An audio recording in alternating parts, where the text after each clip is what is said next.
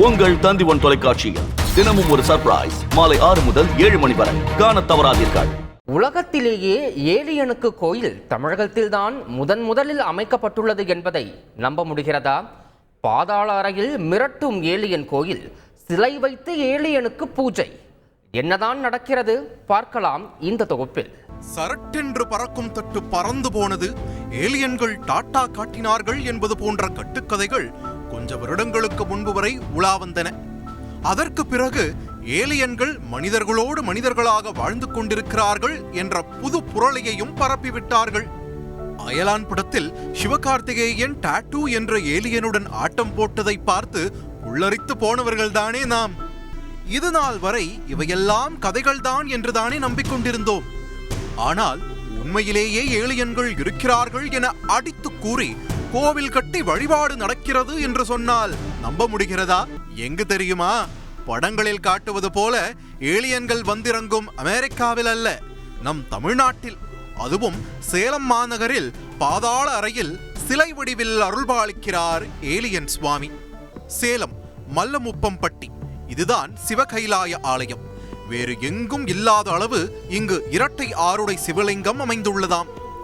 சக்தி தேவி, பார்வதி தேவி, லிங்க ரூபத்தில் சிவன், கூடுதலாக பஞ்சமி வராகி அம்மன், 4 முக முருகன், 5 முக காளி, காமதேனு கடவுள் சிலைகளும் உண்டு.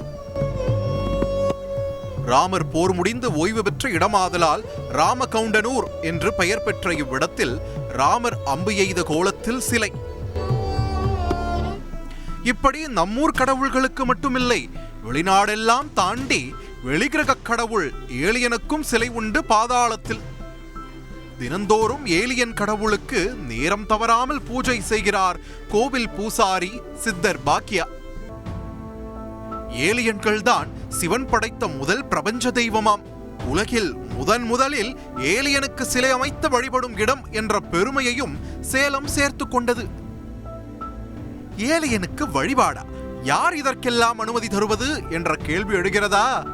அனுமதி தந்ததே ஏலியன்கள் தானாம். புலி வருது கதை நிஜமாவதை போல ஏலியன்கள் என்றே இனிதான் அதிகமாகுமாம்.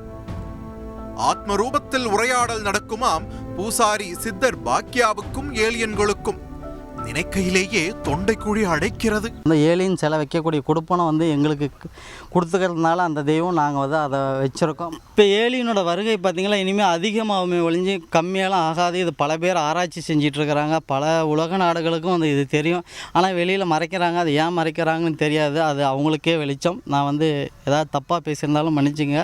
எனக்கு தெரிஞ்ச உண்மையை நான் சொல்கிறேன். நம்ம கோயிலில் ஏலியன் வைக்கிறதுக்கு காரணம் அவங்களோட அனுமதி வாங்கி தான் நாங்கள் வைக்கிறோம். இங்கே ஆத்ம ரூபத்தில் அவங்க வருவாங்க, இப்பயும் வந்துக்கிட்டு தான் இருக்காங்க, பேசுவாங்க. நானும் ஆத்ம ரூபத்தில் அவங்கள பேசிக்கிட்டும் இருக்கோம். ஏலியனை நாங்கள் சூட்சம ரூபத்தில் பார்த்துருக்கோம், பேசியிருக்காங்க. ஒரு 2 முறை பேசியிருக்காங்க. ஏன்னா ஏலியன் கூடலாம் பேசுகிறானே, ஒரு பைத்தியக்காரன் அப்படிலாம் நினச்சிடாதீங்க. அதுதான் உண்மை. உண்மையிலேயே ஏலியன்கள் திரைப்படங்களில் வருவதைப் போல விகாரமாகத்தான் இருப்பார்களா?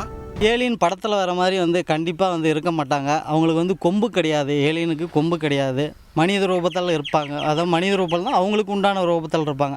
ஆணும் இருப்பாங்க, பெண்ணும் இருப்பாங்க. வாள் வைத்த ரூபத்திலையும் அவங்க இருப்பாங்க. மனிதர்கள் நாம் எப்படி ஒவ்வொருத்தரும் ஒவ்வொரு முகச்சாடையில் இருக்கிறோமோ அவங்களும் இருக்காங்க. ஆண் பெண் 2 பேருமே உண்டு. ஏலியன்கள் வந்தாலே பூமியை அழித்து விடுவார்கள் என்று ஹாலிவுட் படங்களில் காண்பிப்பதைப் போல அச்சம் கொள்ள வேண்டாம்.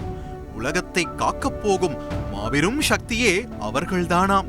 அவங்க எந்த தீங்கும் நாட்டுக்கு செய்யவே மாட்டாங்க. இந்த உலகத்தை பேரழிவிலிருந்து காக்கக்கூடிய ஒரே தெய்வம் ஏலியன் மட்டும்தான். அவங்களால மட்டும்தான் முடியும். அவங்களுக்கு மட்டும்தான் அளவில்லாத எனர்ஜி அவங்களுக்கு தான் இருக்குது. அதனால் மக்களுக்கு எந்த கெடுதலும் அவங்க செய்ய மாட்டாங்க. நன்மை செய்கிறதுக்காக மட்டும்தான் நம்மளை தேடி வராங்க. அதுக்கு தான் அவங்க ஆலயமே நாம் இங்கே கட்டியிருக்கோம். கொரோனாவுக்கே கோவில் கட்டிய நம் ஆட்கள் ஏலியனுக்கு கோவில் கட்டியதில் அதிசயம் இல்லை என்றுதான் நினைக்க தோன்றுகிறது. தந்தி டிவி செய்திகளுக்காக ஒளிப்பதிவாளர் லோகேஷுடன் சேலத்தில் இருந்து செய்தியாளர் தமிழ்ச்செல்வன். உங்கள் தந்தி1 தொலைக்காட்சியில் தினமும் ஒரு சர்ப்ரைஸ் மாலை 6 முதல் 7 மணி வரை காணத் தவறாதீர்கள்.